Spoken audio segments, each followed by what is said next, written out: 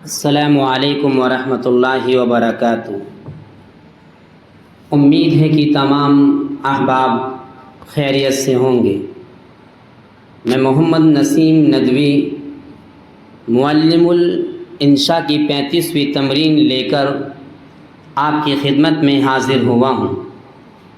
طلبہ عزیز، ابھی تک جو آپ نے 34ویں تمرین تک مبتدا خبر میں جو 29 سے شروع ہوئی تھی، اس میں آپ نے الگ الگ طریقے سے مبتدا کو پڑھا، اور پھر آپ نے پڑھا کہ جب مبتدا ضمیر ہو تو خبر کیسے لاتے ہیں۔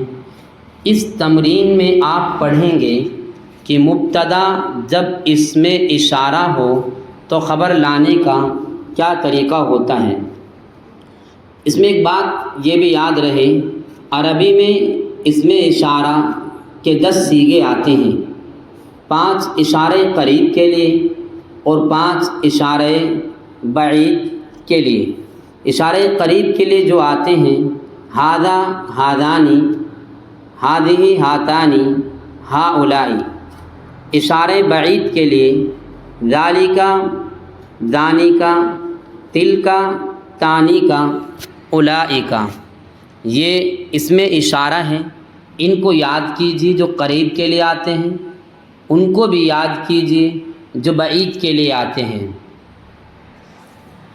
دوسری چیز، اسماء اشارہ سب کے سب معرفہ ہوتے ہیں، اس لیے ان کو ہم مبتدا کے طور پر بھی استعمال کرتے ہیں۔ اسماء اشارہ کو جب ہم مبتدا بناتے ہیں طلبہ عزیز، اس وقت 4 صورتیں نکلتی ہیں۔ سب سے پہلی صورت تو یہ ہوتی ہے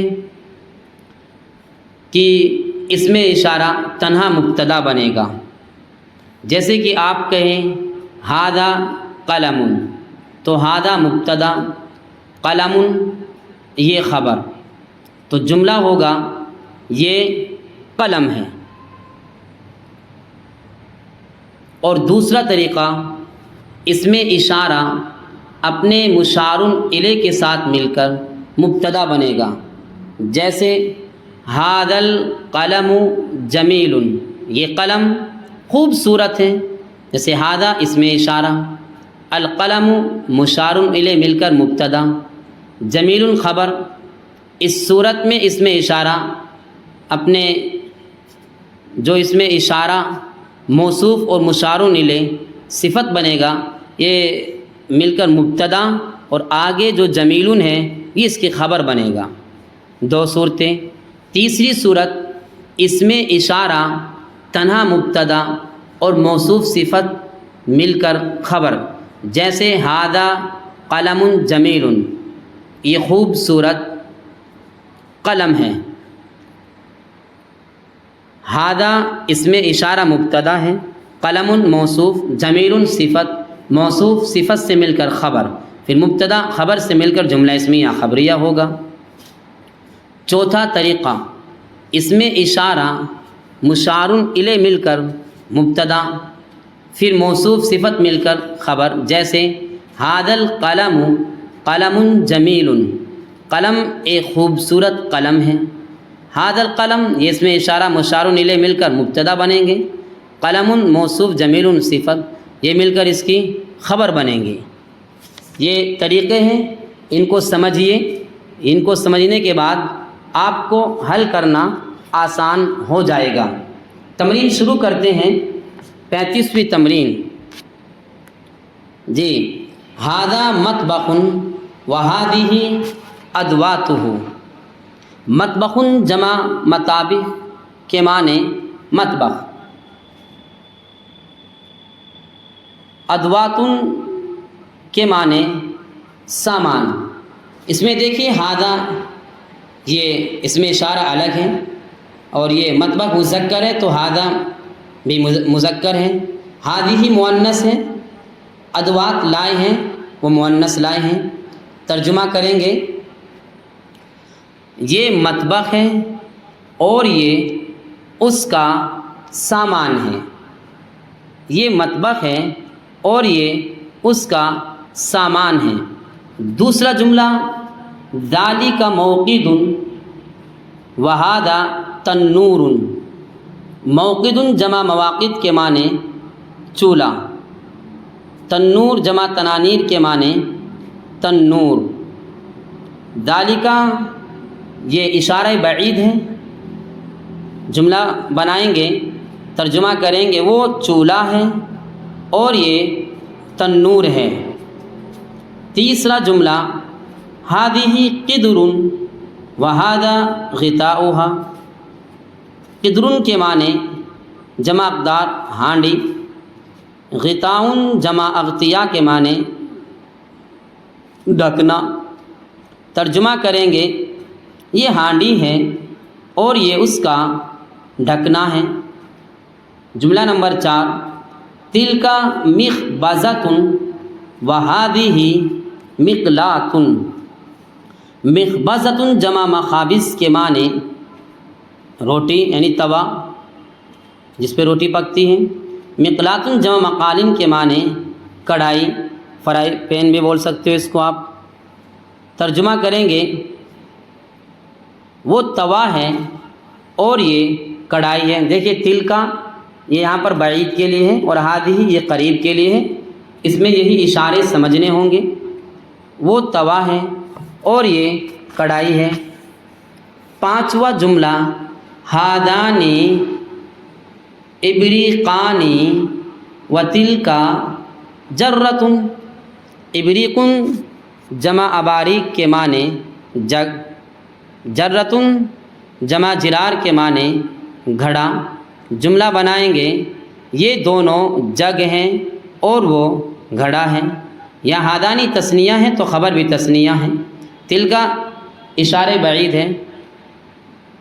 چھٹا جملہ ہاتانی ملعقتانی وتلک مغرفۃ، ملعقۃ جمع ملائق کے معنی چمچہ، مغرفۃ جمع مغارف کے معنی کفگیر۔ ترجمہ کریں گے یہ دونوں چمچے ہیں اور وہ کف گیر ہے، یہ دونوں چمچے ہیں اور وہ کف گیر ہے۔ ساتواں جملہ ذالک قدحانی وہذہ قصعۃ، قدح جمع اقداح کے معنی پیالہ، قصعۃ جمع قصہ کے معنی بڑا پیالہ۔ ترجمہ کریں گے وہ دونوں پیالے ہیں اور یہ بڑا پیالہ ہے، وہ دونوں پیالے ہیں اور یہ بڑا پیالہ ہے۔ آٹھواں جملہ تانی کا قصعتانی وہذہ صحون، قصعۃ کے معنی بڑا پیالہ، صحون جمع صحن کے معنی رکابی۔ ترجمہ کریں گے وہ دونوں بڑے پیالے ہیں اور یہ سب رکابیہ ہیں۔ نواں جملہ ہذہ فناجین وتلک کؤوس، فناجین جمع فنجان کے معنی چائے کا کپ، کؤوس کے معنی گلاس۔ ترجمہ کریں گے یہ سب چائے کے کپ ہیں اور وہ سب گلاس ہیں۔ دسواں جملہ ہؤلاء طہاة المطعم واولئک خبازون، طہاة کے معنی باورچی، مطعم جمع مطاعم کے معنی ہوٹل۔ ترجمہ کریں گے یہ سب ہوٹل کے باورچی ہیں اور وہ سب نان بائی ہیں۔ 11واں جملہ اولئک خادم المقہی وہذا طباخ، مقہا کے معنی قہوہ خانہ، طباخ جمع طباخونہ کے معنی باورچی۔ ترجمہ کریں گے وہ سب قہوہ خانے کے خادم ہیں اور یہ باورچی ہیں۔ 12واں جملہ ہذہ آنیۃ المطبخ و ادواتہ، یہ مطبخ کے برتن اور اس کا سامان ہے، یہ مطبخ کے برتن اور اس کا سامان۔ آنیۃ جمع انا کے معنی برتن۔ طلبہ عزیز، امید ہے کہ یہ تمرین آپ کی سمجھ میں آئی ہوگی۔ اس تمرین کو سمجھنے سے پہلے، ترجمہ کرنے سے پہلے یہ یاد میں رہے کہ جو میں نے شروع میں اسماء اشارہ کو 4 شکلوں میں تقسیم کیا ہے اس کو سمجھ لیجئے، اور اشارہ قریب اشارہ بعید کے لیے جو جملے اور جو چیزیں واحد تثنیہ جمع کی شکل میں بتائی ہیں ان کو یاد کر لیجئے، پھر انشاءاللہ اس تمرین کا حل کرنا آپ کے لیے آسان ہو جائے گا۔ السلام علیکم ورحمۃ اللہ وبرکاتہ۔ جلد اگلی تمرین لے کر انشاءاللہ حاضر ہوں گے۔